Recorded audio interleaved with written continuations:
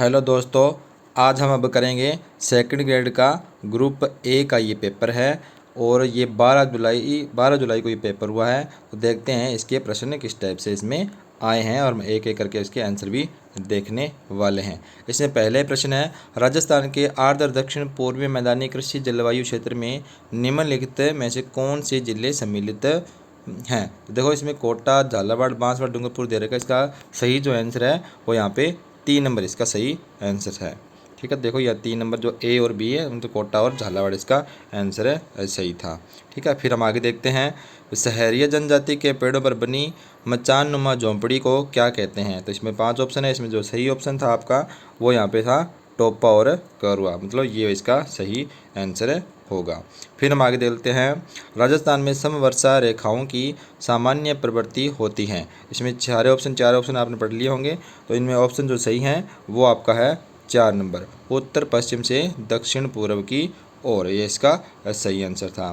फिर ये 4 number type नहीं हो चाहिए, इधर लिखा हुआ है, ये 4 नंबर क्वेश्चन है आपका। वर्ष 2011 में राजस्थान के शहरी क्षेत्र में बाल शिशु जनसंख्या 0 से 6 वर्ष का सर्वाधिक व सबसे कम अनुपात रखने वाले जिले कौन से हैं। तो इसमें जो सही आंसर आपका है वो पहला ही है, इसमें सही कर रखा है, धौलपुर सर्वाधिक है और सबसे कम उदयपुर का है। तो इसके बाद हम देखते हैं, निम्नलिखित में से किसकी ऊंचाई समुद्र तल से सर्वाधिक है। तो आपको ये बताना है कि इसमें से कौन सा जिसकी ऊंचाई सबसे ज़्यादा है। तो इसमें से आपका सही है वो अचलगढ़ है, इसका सही आंसर होगा।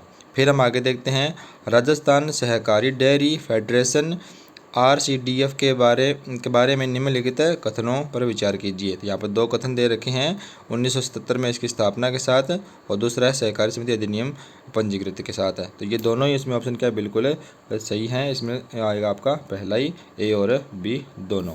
फिर हम आगे चलते हैं, 7 नंबर क्वेश्चन इसका है, राजस्थान की निम्नलिखित नदियों पर विचार कीजिए। तो 4 नदियाँ दे रखी है, चंबल नदी तंत्र का भाग है। तो इसमें से 4 ऑप्शन है, उसमें से आपकी नदी है और कौन सी है, बेडस हैं। तो बी ऑप्शन इसका बिल्कुल सही होगा, केवल 2 वाला इसका बिल्कुल सही होगा।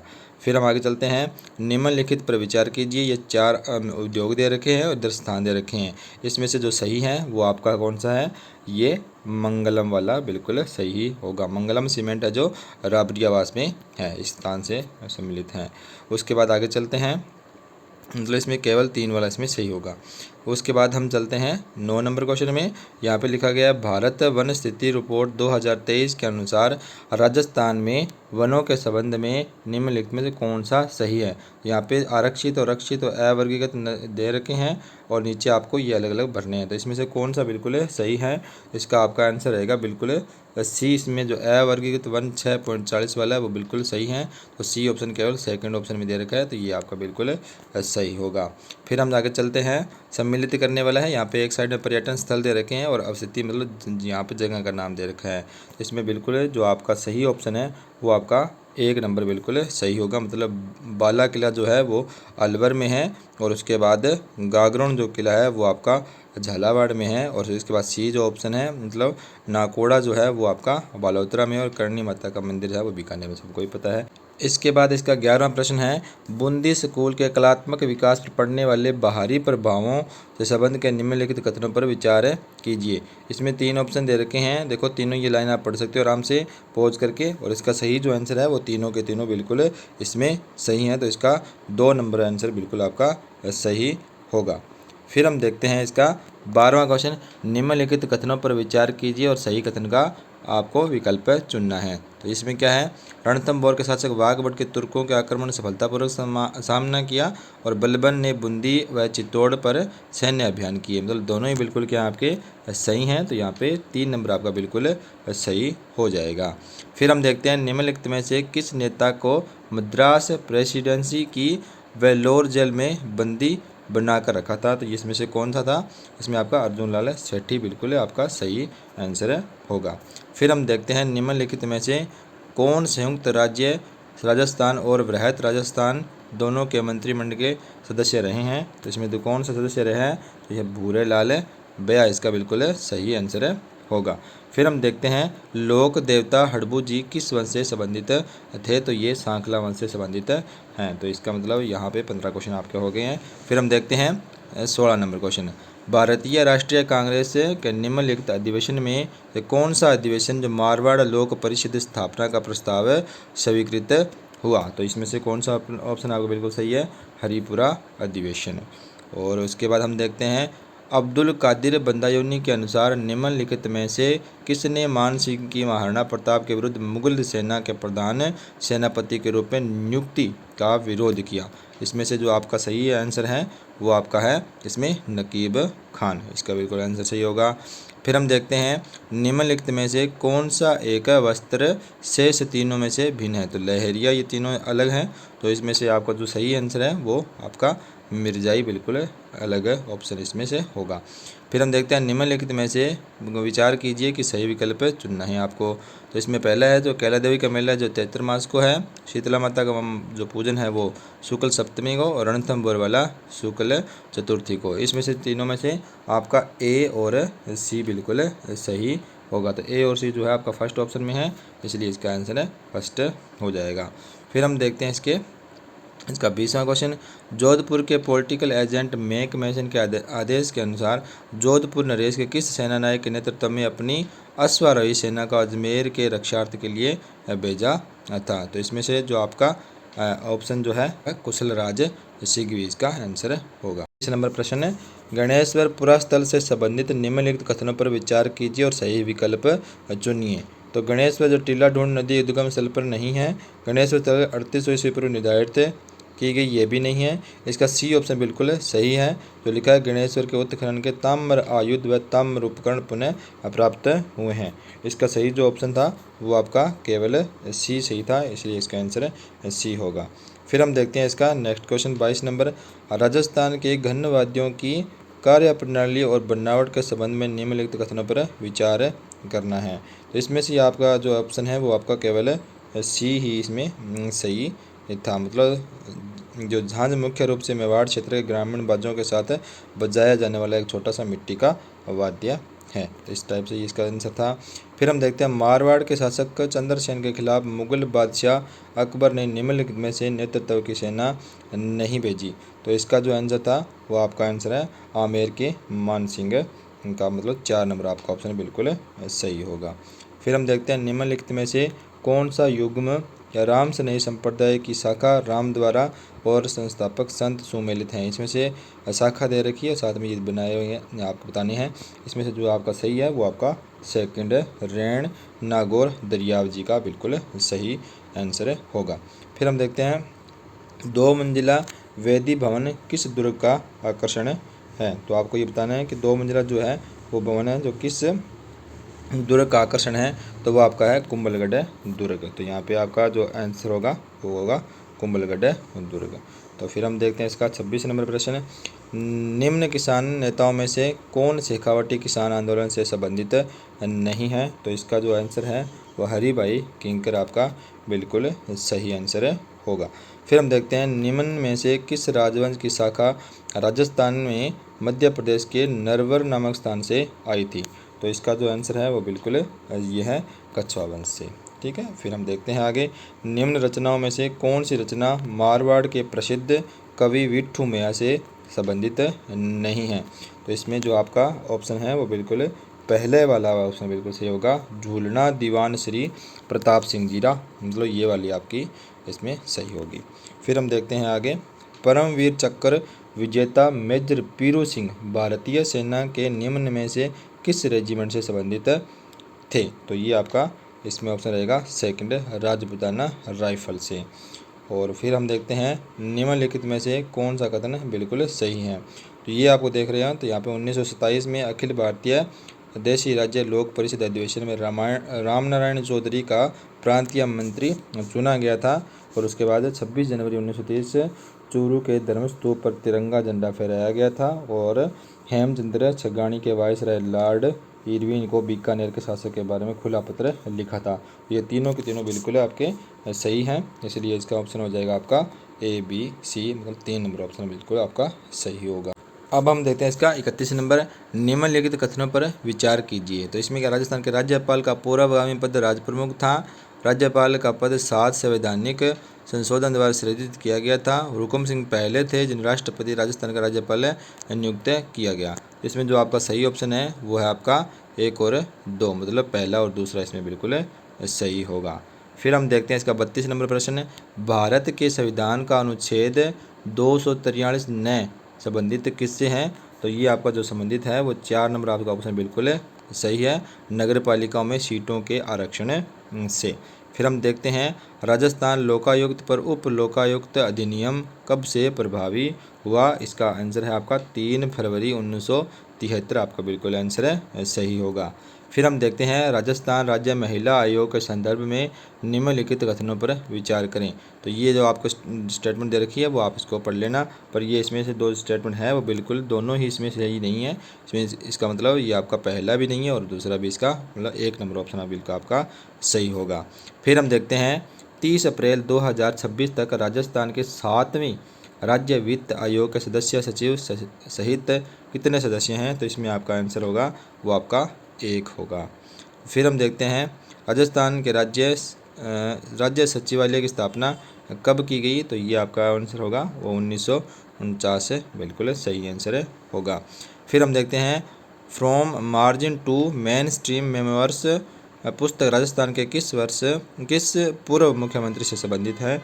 तो ये आपकी है जगन्नाथ पहाड़िया से, बिल्कुल आंसर इसका सही होगा। फिर हम देखते हैं इसका 38 नंबर प्रश्न है।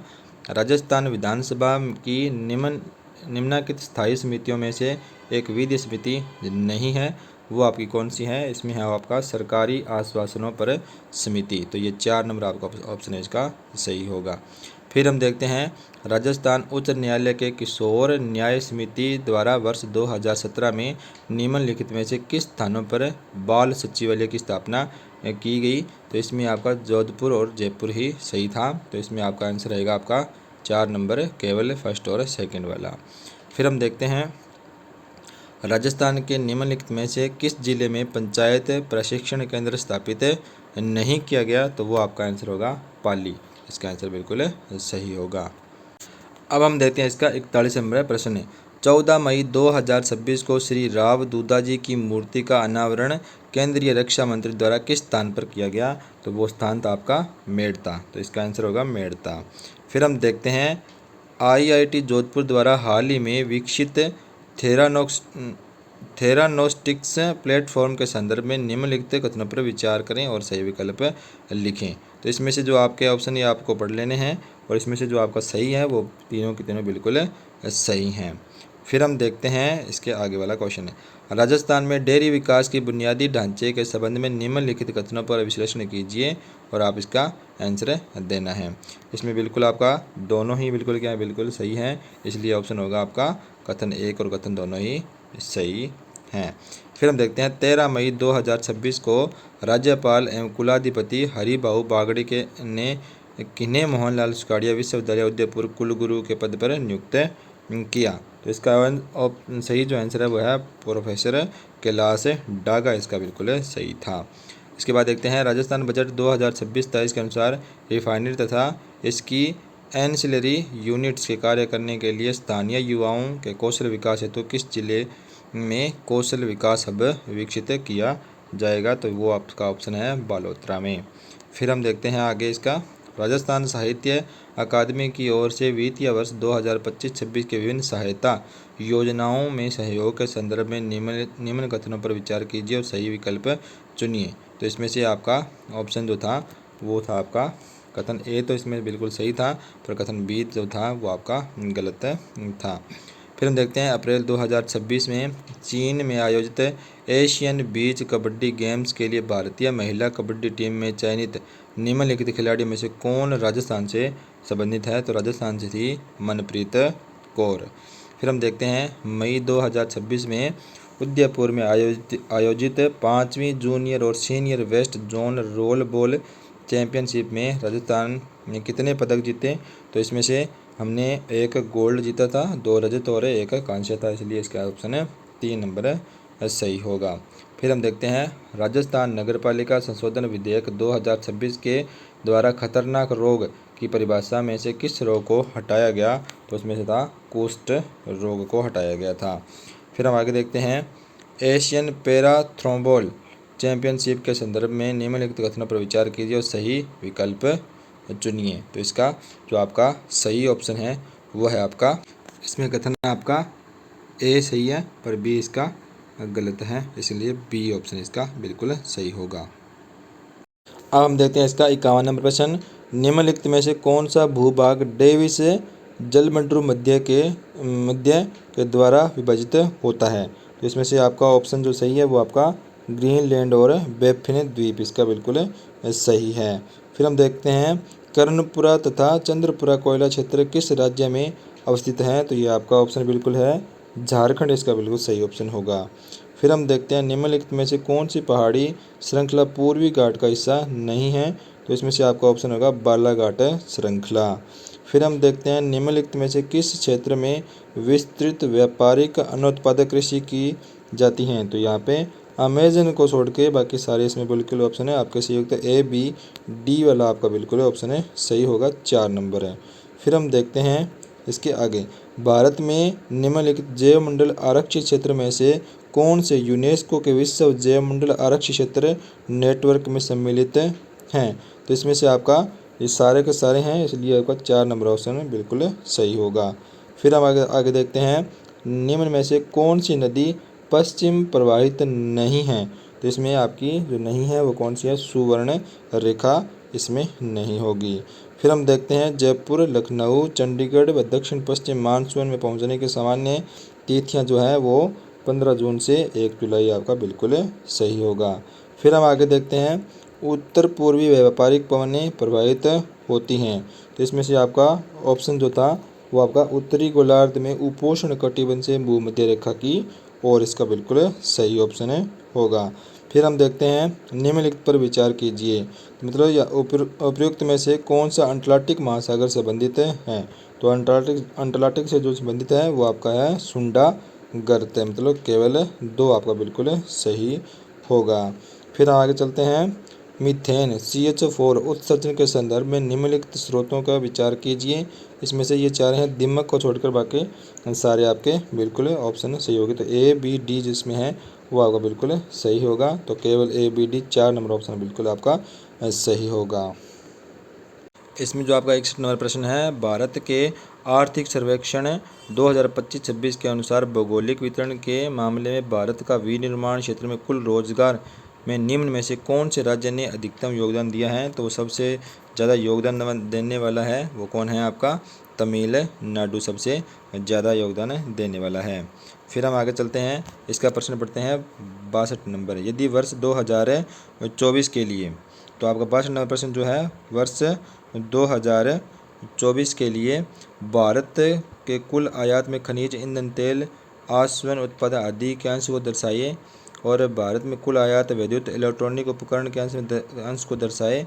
भारत में कुल आयात के मोती, कीमती पत्थर और धातु सिक्के आदि अंश दर्शाए। मतलब अलग अलग ये ऑप्शन दे रखे हैं, इसमें से आपका जो ऑप्शन बिल्कुल सही है वो है आपका 2 नंबर ऑप्शन, जो ए सी बी और डी हैं। उसके बाद आगे चलते हैं, भारत के सेवा क्षेत्र के बारे में निम्नलिखित में से कौन से कथन सही हैं। इसमें से जो आपका बिल्कुल सही जो ऑप्शन होगा वो है आपका पहला और तीसरा। तो आप यहाँ से इनको देख के चेक कर सकते हैं। फिर आगे चलते हैं, इसका आगे वाला प्रश्न, प्रधानमंत्री मुद्रा योजना के बारे में निम्नलिखित कथनों पर विचार कीजिए। तो यहाँ पे 3 कथन आपको दिए गए हैं, जिसमें से आपका जो सही है वो आपका कौन सा है, 1 नंबर और 3 नंबर आपका बिल्कुल सही होगा। तो इसमें से जो ऑप्शन सही है आपको 4 नंबर ऑप्शन बिल्कुल सही होगा। नहीं सॉरी, इसका जो ऑप्शन है वो आपका ये नहीं है, आपका केवल 3 नंबर सही होगा, इसमें एक सही नहीं है, तो आपका 3 नंबर बिल्कुल सही ऑप्शन होगा। तो ये थोड़ा हो गया। आगे है आपका, भारत सरकार वर्ष 2007 से राष्ट्रीय खाद्य सुरक्षा मिशन का क्रियान्वयन विभिन्न फसलों के उत्पादन और उत्पादकता को बढ़ाने के लिए कर रही है। तो वित्तीय वर्ष 2025 से इस योजना का नाम बदलकर जो रखा गया था वो आपका क्या नाम रखा गया है, उसका नाम है राष्ट्रीय खाद्य सुरक्षा एवं पोषण मिशन, इसका नाम रखा गया है। फिर हम आगे चलते हैं, उपराष्ट्रपति के निर्वाचन के संबंध में निम्नलिखित कथनों पर विचार कीजिए। तो यहाँ पे अलग अलग कथन आपको दे रखे हैं, तो उसमें से जो आपका सही है तो वो देख लो। दो ऑप्शन इसमें दे रखे हैं, पर देखो इसमें से सही कौन सा है, वो न तो आपका पहला है और ना ही इसका दूसरा, दोनों इसमें सही नहीं होंगे।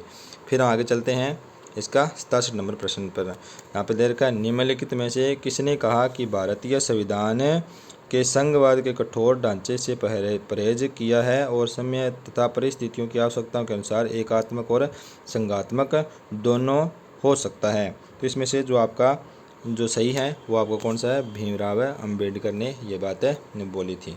तो इसके बाद में आगे चलते हैं। भारत के संविधान के अनुच्छेद 39 में उल्लेखित राज्य के नीति निर्देशक तत्वों के संदर्भ में निम्नलिखित कथनों पर विचार कीजिए। तो यहाँ पे दो अलग अलग विचार दे रखे हैं, जिसमें से आपको ये देखना है कि इसमें से सही कौन सा है। तो आप इसको देखो, पुरुष और स्त्री दोनों को समान कार्य के लिए वेतन हो और नागरिकता के समान रूप से, तो ये इसमें क्या है, बिल्कुल दोनों ही सही होंगे। और फिर हम चलते हैं 69 पे। मार्च अप्रैल 2025 में भारत एवं रूस का निम्नलिखित में से कौन सा द्विपक्षीय नौसैन्य अभ्यास हुआ था। तो यहाँ पे कोंकण, मिलन, वरुण, इंद्र, इसमें से कोई नहीं। इसमें से जो आपका सही है वो कौन सा, आपका इंद्र बिल्कुल आपका सही ऑप्शन है। उसके बाद हम देखते हैं 1935 के भारत शासन अधिनियम की किस धारा के अंतर्गत गवर्नर जनरल के कार्यों का उल्लेख किया गया है। तो यहाँ पे अलग अलग धारा दे रखी हैं, जिसमें से आपकी धारा नंबर 7 बिल्कुल आपकी सही ऑप्शन में आएगी। फिर हम देखते हैं 1946 के संविधान सभा में प्रक्रिया नियम समिति की बैठक निम्नलिखित में से किसकी अध्यक्षता में हुई थी। तो यहाँ पे अध्यक्ष अलग दे रखे हैं, जिसमें से अध्यक्ष कौन था, डॉक्टर राजेंद्र प्रसाद इसके अध्यक्ष थे। फिर आगे चलते हैं, आगे देखते हैं भारत के संविधान के अनुच्छेद 15(1) के अंतर्गत निम्नलिखित में से किस शब्द का उल्लेख नहीं किया गया है। तो यहाँ पे जो शब्द नहीं था वो कौन सा है, क्षेत्र इसमें वो शब्द है जिसे नहीं, वो जो शब्द है इसमें नहीं था, तो क्षेत्र यहाँ पे नहीं होगा। अब देखते हैं इसका 73वां प्रश्न। विद्यमान निर्वाचक नामावली मतदाता सूची में अपना नाम हटवाने के लिए निम्नलिखित में से कौन सा फार्म भरा जाता है। तो कौन सा नंबर फार्म है, वो 7 नंबर फार्म आपका होता है। फिर हम देखते हैं नीचे दिए गए अभिकथन ए और जो कारण अलग दे रखे हैं। जो व्यक्ति स्वेच्छा से किसी विदेशी राज्य की नागरिकता प्राप्त करता है वह भारत का नागरिक नहीं रहता। एक तो ये बात है, दूसरी है भारत के संविधान के अनुच्छेद 9 संसद को ऐसे व्यक्तियों को नागरिकता प्रदान करने हेतु कोई भी कानून बनाने की प्रतिबंधित करता है। तो इसमें जो आपका सही जो है वो आपका 1 नंबर होगा, जिसमें एक तो बात सही है पर दूसरी बात इसकी गलत है। फिर हम देखते हैं अप्रैल 2026 में निम्नलिखित में से किस वर्ष पूर्व केंद्रीय मंत्री को पीपल्स रिपब्लिक ऑफ बांग्लादेश में भारत के अगले उच्चायुक्त के रूप में नियुक्त किया गया है। इसमें से जो आपका ऑप्शन है वो आपका 2 नंबर है, दिनेश त्रिवेदी। तो यहाँ पे इसका आंसर होगा कौन सा होगा, दिनेश त्रिवेदी आपका बिल्कुल सही ऑप्शन होगा। फिर हम देखते हैं भारत के संविधान के निम्नलिखित में से किस अनुच्छेद में कहा गया कि मंत्री राष्ट्रपति के प्रसाद पर्यंत अपने पद पर धारण करेंगे। इसमें से कौन सा अनुच्छेद वो है, तो आपका वो अनुच्छेद है 75 नंबर, इसका ऑप्शन पहला बिल्कुल सही होगा। फिर हम देखते हैं निम्नलिखित में से भारत के संविधान का कौन सा अनुच्छेद अंतर्राष्ट्रीय शांति व सुरक्षा को प्रोत्साहन देता है। तो यहाँ पे अलग अलग दे रखे हैं, जिसमें से आपका जो सही है वो अनुच्छेद आपका 51 इसका बिल्कुल सही होगा। फिर हम देखते हैं भारत के संविधान के किस अनुच्छेद में कहा गया कि राज्यसभा का विघटन नहीं होगा। तो इसमें से जो अनुच्छेद था वो आपका था 83, अनुच्छेद 83 इसका बिल्कुल ऑप्शन सही होगा। फिर हम देखते हैं 79 नंबर। भारत के संविधान के अनुसार कोई व्यक्ति जो राष्ट्रपति के रूप में पद धारण करता है या कर चुका है वह संविधान के अन्य उपबंध के अधीन रहते हुए उस पद के लिए कितनी बार पुनर्निर्वाचित का पात्र होगा। तो इसके लिए कोई सीमा नहीं है, इसलिए इसका आंसर 3 नंबर होगा। तो सर्वोच्च न्यायालय के न्यायाधीश के रूप में नियुक्त होने के लिए न्यूनतम आयु जो रखी गई है वो कौन सी है, तो ये आपके लिए प्रश्न है। तो न्यूनतम आयु अभी निर्धारित नहीं है, इसलिए इसका आंसर ये आपका 2 नंबर हो जाएगा। तो निम्नलिखित में से कौन सा मेयर कारुसो तथा सेलोवी द्वारा प्रदत्त सांवेगिक बुद्धिमत्ता का घटक नहीं है। सांवेगिक बुद्धिमत्ता का, तो इसका ऑप्शन जो होगा वो सांवेगिक परिपक्वता से है, तो मतलब 2 नंबर आपका ऑप्शन बिल्कुल सही होगा। तो यहाँ पे साइको स्टार्ट हो चुकी है, आप देख सकते हो इसको। फिर हम देखते हैं समालोचना के चिंतन कौशल को अनेक अर्थ से सुमेलित करना है।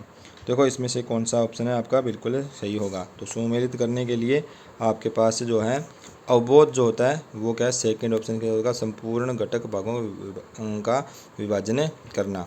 मतलब ये आपका 3 नंबर जो है ऑप्शन बिल्कुल आपका सही होगा। तो मतलब एक से आपसे काम चल सकता है, बाकी आप इसको आराम से देख सकते हो। फिर आगे चलते हैं, इसका प्रश्न नंबर 83। नीचे मनोवैज्ञानिक सिद्धांतों की शिक्षा के क्षेत्र में अनुप्रयोग के बारे में कथन दे रखे हैं। इसमें एक, प्रभावी विद्यालय प्रशासन और संगठन के लिए मनोविज्ञान का ज्ञान आवश्यक है, और दूसरा दे रखा है मनोविज्ञान विद्यालय के अनुशासन संबंधी समस्याओं को निपटने में भी सहायक है। तो यहाँ पे जो आपके 83 नंबर क्वेश्चन में जो दे रखा है उसमें से जो आपका सही है वो आपका सेकंड ऑप्शन है बिल्कुल सही होगा, जिसमें यह दोनों व्यक्तिगत रूप से सत्य हैं पर इसकी व्याख्या नहीं करता। फिर हम आगे चलते हैं 84 नंबर प्रश्न पे। निम्नलिखित में से कौन सा कथन है अधिगम की क्रिया का प्रसूत अनुबंधन सिद्धांत के संबंध में सत्य नहीं है। इसमें से जो सही नहीं है वो आपका ऑप्शन होगा 2 नंबर। इसमें क्या उद्दीपक और अनुक्रिया के मध्य साहचर्य निकटता के नियम पर आधारित होता है। ये आपका इसमें नियम काम नहीं करता, बाकी ये सारे बिल्कुल इसके सही ऑप्शन है। फिर हम करते हैं इसका 85 नंबर प्रश्न। इसमें देखो क्या दे रखा है, मैक्लीलैंड का अभिप्रेरणा सिद्धांत अभिप्रेरणा की अवधारणा को समझाने के लिए कुछ मनोवैज्ञानिक आवश्यकताओं के महत्व पर प्रकाश डालता है। पता लगाएं कि निम्नलिखित में से कौन सी इन मनोवैज्ञानिक आवश्यकताओं से संबंधित नहीं है। तो ये अलग अलग आपको आवश्यकताएं दे रखी हैं, जिसमें से जो सही नहीं है वो कौन सी है, वो है समस्थिति की आवश्यकता। तो ये आपका बिल्कुल है ऑप्शन सही होगा। फिर हम आगे चलते हैं 86 नंबर प्रश्न पे। यहाँ पे कथन दे रखा है ए और कारण दे रखा है आर, इसको हम ध्यान से पढ़ते हैं। कथन क्या है, संबद्धता की आवश्यकता तब जागृत होती है जब लोग स्वयं को खतरे में या असहाय महसूस करते हैं तो वो खुश से होते हैं। और दूसरा इसका कारण है कि लोगों को दोस्तों की ज़रूरत होती है या दूसरों के साथ किसी न किसी रूप में संबंध बनाए रखना चाहते हैं। तो इसमें से जो आपका ऑप्शन जो है वो बिल्कुल सही कौन सा होगा, 3 नंबर है, जिसमें क्या है ए और आर व्यक्तिगत रूप से सत्य हैं पर इसकी व्याख्या, और आर जो है वो ए की व्याख्या भी करता है, इसलिए इसका ऑप्शन है 3 नंबर हो जाएगा। फिर हम चलते हैं आगे 87 नंबर पे। परिवर्तन के अनुकूल होने के लिए कौन सा 21वीं सदी का कौशल महत्वपूर्ण है। तो यहाँ पे अलग अलग दे रखा है, जिसमें से सबसे महत्वपूर्ण जो है वो होता है आपका लचीलापन। तो इसमें ऑप्शन होगा वो लचीलापन होगा। फिर हम देखते हैं सूची 1 और सूची 2 दे रखी है, जिसमें बुद्धि परीक्षण है और सामने क्या है इसकी विशेषता भी दे रखी है। तो यहाँ पे जो ऑप्शन आपका होगा, जो इसमें जो सही जो ऑप्शन है वो कौन सा है, इसमें से हम देख लेते हैं। 3 नंबर आपका बिल्कुल एक सही ऑप्शन है सही होगा। तो देखो इसमें से कौन सा 3 नंबर 1 जो है वो 3 के साथ मैच कर रहा है। स्टैनफोर्ड बिने स्केल जो है वो इस मानसिक आयु और बुद्धि लब्धि की अवधारणा पर आधारित है। मतलब अलग अलग आपके ये दे रखे हैं बुद्धि के, तो ऐसे में आप इसको मैच कर सकते हो। फिर हम आगे चलते हैं 89 नंबर पे। निम्नलिखित में से कौन सा तत्व नैतिक परिपक्वता के अंतर्गत नहीं माना जा सकता। देखो इसमें क्या है, कौन सा नहीं माना जा सकता, तो वो है आपकी नैतिक निर्भरता, इसका ऑप्शन बिल्कुल सही होगा। फिर हम देखते हैं 90 नंबर प्रश्न। अवलोकनात्मक अधिगम के अनुसार विद्यार्थियों के वांछित व्यवहार को दोहराने के लिए कुछ प्रकार के प्रोत्साहनों का उपयोग किया जा सकता है। पता लगाएं कि इनमें से कौन सा प्रोत्साहन जो है इसका सहायक नहीं है। तो यहाँ पे इसमें कौन सा इसका सहायक नहीं है, तो वह है विद्यार्थियों को दूसरों की प्रशंसा करने का निर्देश देना, ये इसमें से सहायक नहीं होगा। बाकी सारे इसमें बिल्कुल सही ऑप्शन हैं। इसीलिए देखते हैं व्यक्तिक विभिन्नताएं व्यक्तियों की विशेषताओं और व्यवहार के तरीकों में विशिष्टता और विविधता को संदर्भित करती है। लोगों को व्यवहार उन परिस्थितियों से अधिक प्रभावित होता है जिनमें वह रहते हैं, यह विचार कहलाता है। जो आपने यह विचार पढ़ा है वो किस पे है, तो आपका स्थितिवाद पे आधारित है, इसलिए इसका ऑप्शन 1 नंबर सही होगा। फिर हम देखते हैं जब व्यक्ति अपनी वास्तविक भावनाओं के ठीक विपरीत प्रकार का व्यवहार अपनाकर अपनी दुश्चिंता से रक्षा करने का प्रयास करता है तो यह समायोजन युक्ति कहलाती है। इसमें से जो व्यक्ति है वो कौन सी है आपकी? प्रतिक्रिया निर्माण। बिल्कुल इसका ऑप्शन है बिल्कुल सही होगा। फिर हम देखते हैं आइजेंक के व्यक्तित्व का सिद्धांत शील गुण पदानुक्रम से संबंध निम्नलिखित में कथन आपके दे रखे। दो कथन है। नियमित रूप से होने वाली प्रक्रियाओं शील गुणों से उत्पन्न होती हैं और संबंधित शील गुण आदतों से और अनेक आदतों का समूह मिलकर एक प्रकार की व्यक्ति का निर्माण करती है। और दूसरा इसमें है व्यक्तित्व किसी व्यक्ति के चरित्र स्वभाव बुद्धि और शारीरिक बनावट का कमोबेश स्थिर और स्थायी संगठन है। क्या इसमें दोनों बातें जो है वो सही है या गलत है, इसे हमको देखना है। तो इसमें बात है कि पहली बात बिल्कुल सही है और दूसरी इसकी बिल्कुल बातें गलत हैं। और फिर हम देखते हैं 1 नंबर इसका ऑप्शन हो गया। फिर हम देखते हैं निम्नलिखित में से समावेशन के लिए विद्यालय को तैयार करने के लिए प्रमुख कारक कौन से हैं? तो इसमें देखो ऑप्शन दे रखे हैं कठोर परीक्षा प्रणाली, अनुकूल पाठ्यचर्या, परंपरागत शिक्षण विधि, सुगम वातावरण। तो यहाँ से हम ऑप्शन को पढ़ के हम बताएंगे कि इसमें से कौन सा ऑप्शन बिल्कुल सही है। तो इसमें जो आपका है वो बी और डी होगा। बी अनुकूल पाठ्यचर्या होनी चाहिए और साथ में सुगम वातावरण होना चाहिए। फिर हम देखते हैं निम्नलिखित में से कौन सा स्टर्नबर्ग के त्रितंत्रीय सिद्धांत के अनुसार बुद्धि का एक प्रकार नहीं है। त्रितंत्र ये अलग दे रखे हैं, इसमें से कौन सा है जो त्रितंत्र में नहीं आता? वो आपका संक्रियात्मक और प्रकार्यात्मक है। इसमें इसका ऑप्शन नहीं होगा जो यहाँ पे नहीं आता। फिर हम देखते हैं जीन पियाजे वाला। पियाजे का संज्ञानात्मक विकास संबंधी दृष्टिकोण पर आधारित यहाँ पे दे रखे हैं 2 कथन। पियाजे के संज्ञानात्मक विकास सिद्धांत के अनुसार बच्चे अपने परिवेश का प्रतिस्तन मैनिपुलेट का अन्वेषण करते हुए सक्रिय रूप से ज्ञान का निर्माण करते हैं। या फिर दूसरा है पियाजे का मानना था कि बच्चों का सीखना वयस्कों द्वारा दिए जाने वाले पुरस्कार जैसे पुनर्बलकों पर भी निर्भर करता है। तो यहाँ पे जो है वो आपका कथन 1 नंबर है वो बिल्कुल इसका 3 नंबर इसका बिल्कुल सही है। मतलब S1 तो सही है, इसका दूसरा जो है वो इसमें गलत होगा। फिर हम देखते हैं जीन पियाजे नीचे दिए कथनों में एक को ए के दूसरे आर के रूप में निम्नलिखित है जहाँ पर दिया गया है। शिक्षा मनोविज्ञान पूर्वानुमात्मक है। पढ़ा नहीं जा रहा, बहुत देर होगी बोलते बोलते, अब समझ नहीं यार क्या बोल रहा हूँ मैं। और उसके बाद में यह व्यवहार की पूर्ण निश्चितता के साथ पूर्वानुमान कर सकता है। तो इसमें से जो ए है वो बात सही है या फिर इसका कारण जो दे रखा है वो दोनों सही हैं। इसमें से हमें देख रहा है तो इसमें ए तो बिल्कुल क्या है सही है, पर आर इसमें बिल्कुल गलत है, इसका होगा। तो इसमें क्या है 4 नंबर आपका ऑप्शन बिल्कुल सही होगा। फिर हम आगे देखते हैं केटल के शील गुण सिद्धांत के बारे में कौन सा कथन गलत है। इसमें से देखो शील गुणों के आधार पर, तो शील गुणों के आधार पर हम देखेंगे तो इसमें से कौन सा कथन गलत है। वो है स्रोत शील गुण सीधे अवलोकनीय होते हैं तो अवलोकनीय नहीं होते हैं, तो ये इसका बिल्कुल ऑप्शन गलत होगा। फिर हम देखते हैं सेकंड लास्ट एरिक्सन के मनोसामाजिक विकास के सिद्धांत के अनुसार यहाँ पे कथन दे रखा है और कारण दे रखा है। कथन तो है किशोरों को स्वयं के लिए भूमिका निर्धारित करने में मिली सफलता से उनमें पहचान की भावना का विकास होता है। और फिर दे रखा है जब बच्चे नए कौशल विकसित करने में असफल होते हैं तो उनमें हीन भावना उत्पन्न हो जाती हैं। तो इसमें से जो आपका ऑप्शन है वो आपका 4 नंबर बिल्कुल ऑप्शन सही रहेगा, जिसमें क्या है और दोनों व्यक्तिगत रूप से सत्य हैं किंतु इसकी व्याख्या नहीं करता है। फिर हम देखते हैं इसका लास्ट प्रश्न है गेने के अधिगम पदानुक्रम में संप्रत्यय अधिगम से पहले और बाद में क्रम से कौन से अधिगम प्रकार आते हैं। इसमें अधिगम दे रखे हैं अलग अलग, इसमें से कौन सा आता है। तो इसमें ऑप्शन आपका पहला होगा बिल्कुल सही, बहुविभेदन अधिगम सिद्धांत का अधिगम। तो इस टाइप से मैंने आपको प्रश्न के आंसर बता दिए हैं। पूरी व्याख्या मैं नहीं कर सकता क्योंकि जब व्याख्या किसी प्रश्न की हम करते हैं तो वीडियो भी बहुत लंबी बन जाती हैं, जो इतना संभव नहीं है। तो मैंने इनके आंसर आपको बता दिए हैं कौन कौन से इसके आंसर होंगे और पेपर आपको पूरा दिखा दिया है, ठीक है। और व्याख्या आप अपने क्लास टीचर के हिसाब से उनको पढ़ के उनको चेक कर सकते हो। Thank you.